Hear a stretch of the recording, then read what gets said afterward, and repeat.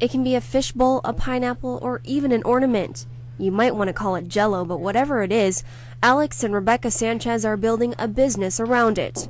Just starting here in the United States with the idea that there is nobody who do what we're doing. They have started r.b.k. Gelatinery. Yes, gelatinery. You're probably not familiar with the term because it'll be the first in the country. It's all edible. The ornaments, the fish, the leaves, gelatin within gelatin. Well, it's not as easy as people think. It's just the Jell-O that you're doing in your house. It's 100% edible.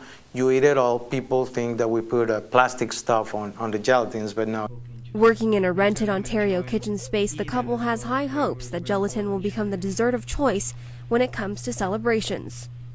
People is accustomed to go to the parties and now eat cakes. You can enjoy a party and having a gelatin that is something that it's healthier, with a nice presentation, with something different that people have never seen and that also you're going to enjoy when you eat it and when you see it. As you see in here, this is the top of a real pineapple. It's made with the real pineapple. r.b.k. Gelatinery was started a little less than a year ago, and the Sanchezes are the only 2 employees. Being the first means they'll have to make their own tools. Rebecca makes molds and plaster. Alex takes the molds and wraps them in aluminum before casting them in other materials. You cut this here, then you get your fish or anything that you're going to put in here. You insert it into the Jell-O. Then you got to put a little bit more clear Jell-O once you do this in order to cover and keep it in place. Flower petals and leaves are made one at a time, and there's no room for mistakes. If you put a fish backwards and then you see that it's backwards, you're going to have to dig in, take all that out, put it back, and then put some more clear gelatin on and wait until it dries. And that's the hardest part of the process. Alex and Rebecca sell about 100 of these a week and anywhere from 10 to 20 custom gelatins of all designs, shapes, and sizes. Rebecca learned the art of making gelatin 40 years ago. Her sisters continue to make custom gelatin in Mexico and even teach classes on the side.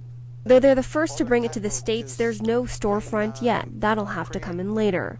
But the benefit of being the first is that they can make anything they want. That you can hang on your tree your dessert, and at the end of the Christmas dinner, then you can tell the people, just go to the tree and get your dessert. So you're going to take this, open it up, and eat your gelatin.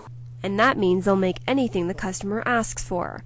And they've had some crazy requests. Bachelor's parties and things that it goes out of the whack. When somebody asks for something like this, we got to do it. Within the next 6 months, Alex says he hopes to open a storefront to sell these jiggly products. Places where you now can go and have a coffee. Instead of a cup of coffee, now you can have a healthy Jell-O with a cup of tea or something in the same atmosphere. And have a kitchen to base their operations out of where they can grow their staff.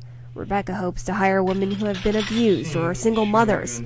They can go to our place, learn how to do some of this stuff, and then have their own business or start being productive and getting something good out of this. In Rancho Cucamonga, Julianne Non, inlandsocal.com.